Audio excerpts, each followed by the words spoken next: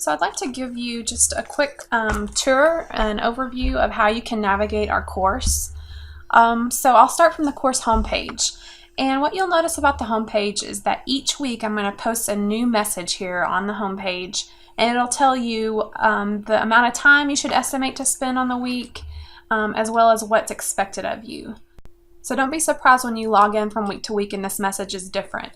I will archive old messages in a folder here on the homepage, so you can always get back to see previous messages. Everything you need to navigate our course is located over here on the left-hand side. And so let's start and just kind of go down the list. First, you have the course information page, and this contains all of the important course documents, such as the syllabus, the schedule, a visual course map, some common terminology that you'll find and come across in our course, and then expectations for you in the course. The professor information section just has information about me and my research interest, and you'll also find my Twitter feed embedded here, so you can always see what I'm tweeting out during the course.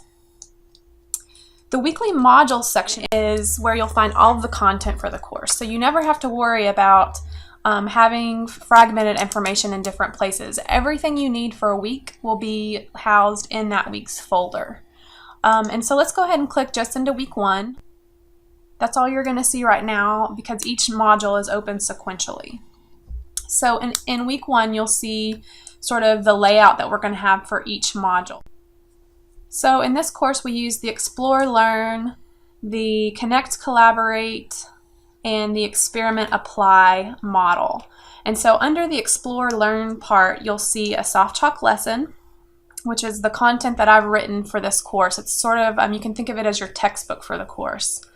And then you'll find some orientation videos that I've created for, well, you're watching them right now. So these are the videos that I've created to help sort of orient you to the course. And then you'll find this student pre-course survey. So that's all within the Explore Learn section of the module.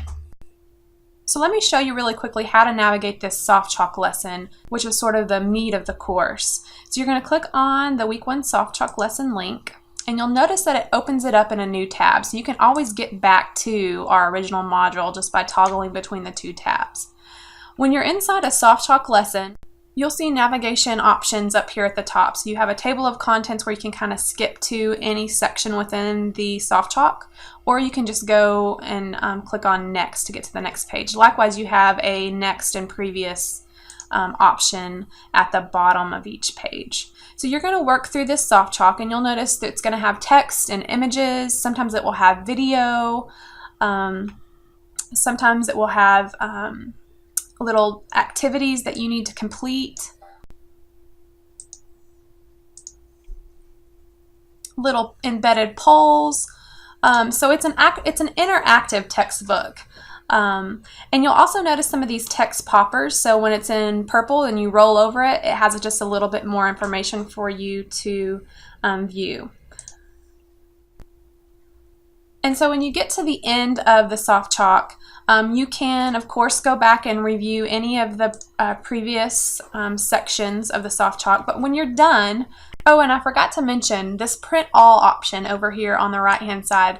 If you click that, that gives you a printable version of the entire soft chalk that you can print out. And I know some people really like to have a hard copy in front of them. So that's what you click to print. And if you're in Google Chrome, all you need to do is click on this little 3-bar icon over here and click print, and that will print out the entire soft chalk for you.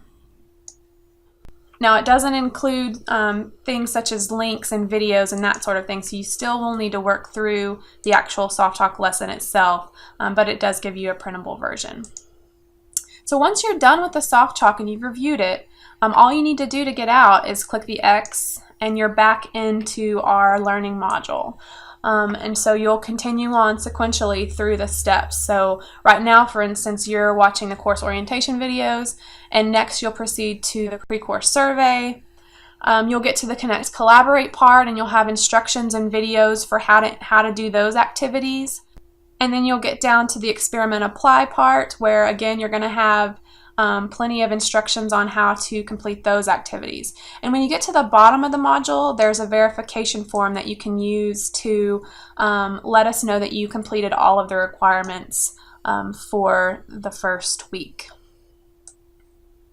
So that is a weekly module. And in order to get back to anywhere else in the course, all I need to do is go over here to this left-hand menu, or you can use what's called your breadcrumbs up here at the top. So if I wanted to just go back to the weekly modules page, I could click there, or if I wanted to go home, I could click the little home icon. So let's continue on. There's another section of the course called Virtual Hallway. And this is where you can access not only your virtual bulletin board, but the virtual hallway discussion forum. And so you'll see that this is a place where you can have social conversation, you can crowdsource your questions about the course. It's really just a place to ask anything and to ask the entire class anything. And it's set up just like a regular discussion board is. In order to post, all you need to do is to click on Create Thread. And so back in the virtual hallway, the last part is a Twitter feed of the Tarleton hashtag, Tarleton OOC hashtag. And starting in week 2, you're going to see lots of tweets in this feed because each of you are required to send out a tweet using this hashtag. And this little widget here just compiles all of those tweets. All right, so let's move on to the email portion of the course. This is where you can send an email to anybody else in the course. So if you wanted, you could send a mass email. I wouldn't recommend that.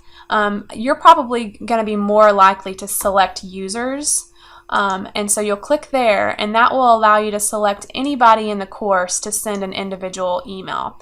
Now, one thing to mention about this is that it actually sends an email to your external email address. And so that's the address that you gave us in the very beginning. If after week 1 you want to change that to your Gmail address, you'll have instructions for doing that later on in the course. The next section is the class roster, and this is where you can see every participant that's in the course. And again, there are over 160 of you guys, so it's quite a long list. But this is another way, hopefully once everybody starts adding in pictures, that we can start to get to know one another a little bit better. Scrolling back up over here to the My Grades portion, this is where you're going to get feedback on all of your assignments. And so you'll notice the very top grade is your running average. So as your team lead starts adding grades in for you, this will automatically calculate your running average for the course. And so underneath that, you'll notice that you see all of the assignments that you have for the first week. And so as you submit these and they're graded by your team lead, they'll show up in a category called Graded. And you should only see 1 week at a time in terms of what you have due for grades. So this first week, you see all 3 of these are due July 14th at 11:59 p.m. Okay, so up next, let's look at the Online Success Toolbox. And this is just an area of the course that we created to help you be more successful in an online class. If you've had online courses before, then you know that this code here for success is true. You have to communicate with others, you have to be organized, you have to really be diligent, and you have to engage with others in order to successfully learn in online classes. So this section of the course just gives you some tips for success and some videos to watch if you want. And here's that common terminology and tools again. And I encourage you, if you come across a term that you don't know, let your team leader or I know. That way we can add it to the list, because it's likely that one of your fellow participants doesn't know that term either. Alright, so the last section is getting help, and this is an important section. So it tells you when you have technical issues who you can call, and we have a great technical support coordinator, Justin Carroll, who can help you with all of your technical glitches and issues with the course.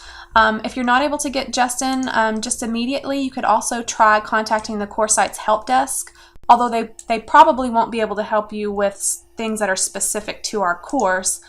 They may be able to help you with like browser issues and that kind of thing.